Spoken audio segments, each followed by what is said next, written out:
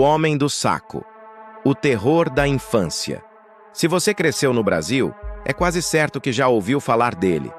Talvez tenha sido da boca da sua mãe, de uma avó, de uma tia mais velha. Se você não se comportar, o Homem do Saco vai te levar.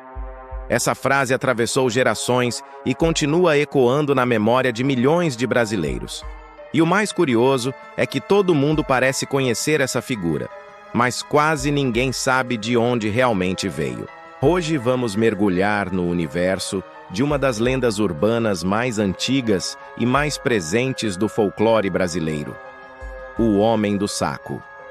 Prepare-se, porque essa não é apenas a história de um personagem assustador para crianças. É também a história de como o medo é usado como ferramenta social, de como os mitos viajam entre países e de como o imaginário popular transforma uma simples ameaça em um verdadeiro ícone da cultura. O que é o Homem do Saco? O Homem do Saco é descrito quase sempre como uma figura masculina, de aparência suja, roupas velhas, barba desgrenhada e principalmente carregando um saco enorme nas costas. Dentro desse saco, dizem, ele coloca crianças desobedientes. Às vezes ele as leva para bem longe, às vezes para vendê-las, às vezes para devorá-las. Em outras versões, entrega as crianças a bruxas, ciganos ou simplesmente desaparece com elas. O detalhe central é sempre o mesmo: o saco. É ele que dá ao personagem sua identidade e seu poder de medo. De onde veio essa lenda? O mais fascinante é que o Homem do Saco não é exclusivo do Brasil. Ele existe em várias culturas, com nomes diferentes. Na Espanha, por exemplo, há o Hombre del Saco. Em Portugal, fala-se no Homem do Saco ou Papai do Saco. Em países da América Latina, há o Hombre de la Bolsa. Todas essas versões têm o mesmo núcleo: um homem maltrapilho que anda pelas ruas com um saco, usado para carregar crianças que não obedecem. No Brasil, a figura chegou com os colonizadores portugueses, mas se misturou às realidades locais. Aqui, ele ganhou variações regionais, incorporando características de mendigos, andarilhos, carroceiros e até catadores de recicláveis, que carregavam sacos pelas ruas. Assim, a lenda se consolidou como um alerta para crianças, uma mistura de história de medo com um mecanismo de controle social. Função social da lenda. É preciso entender: o Homem do Saco não nasceu apenas para assustar. Ele tinha uma função prática.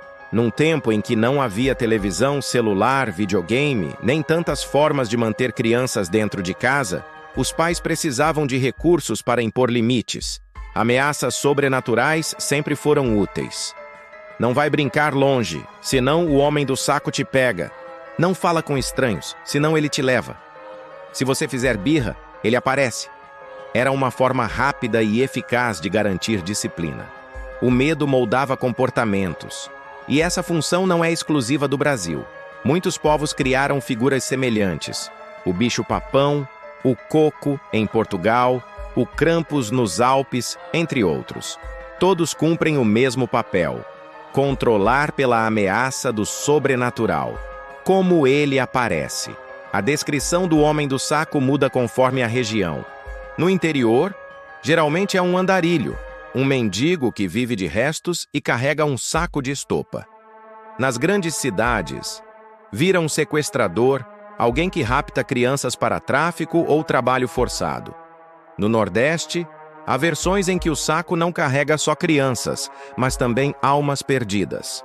No Sul, às vezes se mistura com a ideia de monstros europeus trazidos por imigrantes, como o próprio Krampus. Esse poder de adaptação é um dos motivos pelos quais a lenda sobrevive até hoje. Histórias populares. Ao longo das décadas, muitas histórias foram contadas para dar corpo ao mito. Algumas delas parecem reais, outras são claramente inventadas, mas todas ajudam a reforçar a crença no Homem do Saco. O Homem do Saco da Praça. Há relatos de cidades pequenas em que mendigos foram confundidos com o personagem. As mães apontavam para eles e diziam: "Tá vendo? É ele." Se você não se comportar, ele te leva. Muitas crianças cresceram traumatizadas, jurando que tinham visto o próprio Homem do Saco sentado em praças. A casa do Homem do Saco.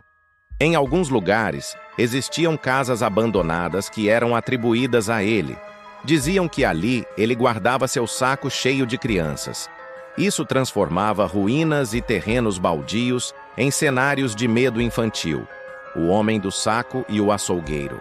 Uma versão macabra dizia que ele entregava as crianças a açougueiros ou bruxas, que as usavam em feitiços. Essa versão tem raízes na Idade Média, em mitos de sequestro infantil. Mistura com a realidade. A figura do Homem do Saco se confunde com mendigos reais. Isso gerou preconceito social, já que pessoas pobres que carregavam sacos eram vistas com desconfiança. Presença em livros e filmes. O mito já apareceu em diversas obras literárias e até no cinema brasileiro, sempre como figura sombria. Conexão com o bicho-papão. Em algumas regiões, o Homem do Saco e o bicho-papão são praticamente a mesma criatura, com apenas o nome diferente. Sobrevivência na era digital. Mesmo hoje, em plena era da tecnologia, muitos pais ainda mencionam o Homem do Saco para assustar crianças. Versão cômica. O personagem também foi alvo de humor. Programas de TV e quadrinhos já o parodiaram, mostrando como uma figura de medo pode ser adaptada de forma engraçada. Por que ele assusta tanto? O Homem do Saco toca em medos universais. O medo de ser levado de casa.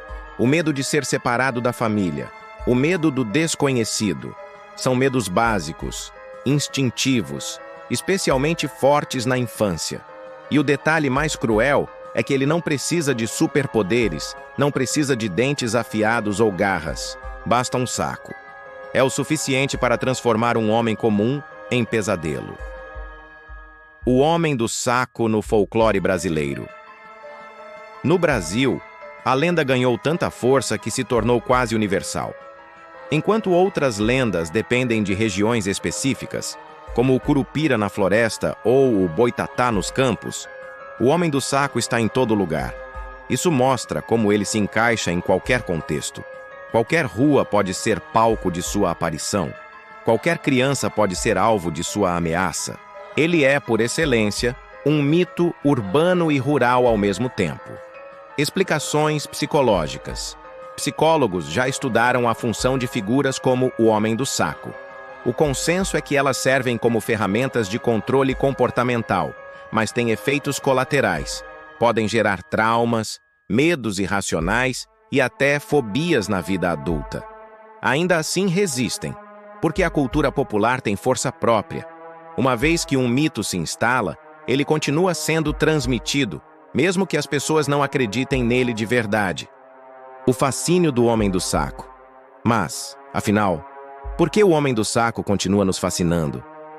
Talvez porque ele represente algo muito humano, o medo do abandono e da perda. Ele é uma metáfora das coisas que podem nos levar embora da segurança da infância. E por isso continua vivo, porque todos nós, em algum momento, já sentimos o medo de ser arrancados do nosso lugar seguro. O Homem do Saco pode parecer apenas uma lenda de infância, mas é muito mais do que isso. Ele é uma ferramenta de ensino, um reflexo da sociedade, um pedaço do folclore que atravessa gerações. E, no fundo, ele nos lembra de algo, que os maiores medos não são os monstros sobrenaturais, mas as ameaças simples, cotidianas, que podem estar em qualquer esquina. Então eu te pergunto, se caminhando à noite você visse um homem carregando um saco enorme, você se aproximaria? Ou atravessaria a rua? Essa foi a história do Homem do Saco, um dos personagens mais icônicos do imaginário brasileiro. Se você gostou, deixe seu like, se inscreva no canal e compartilhe com alguém que, assim como você, já ouviu falar dessa figura misteriosa. E não vá embora! Aqui do lado tem outras histórias de lendas urbanas que vão te deixar pensando por dias, porque no fim as lendas não falam só do passado, elas falam dos nossos medos mais atuais.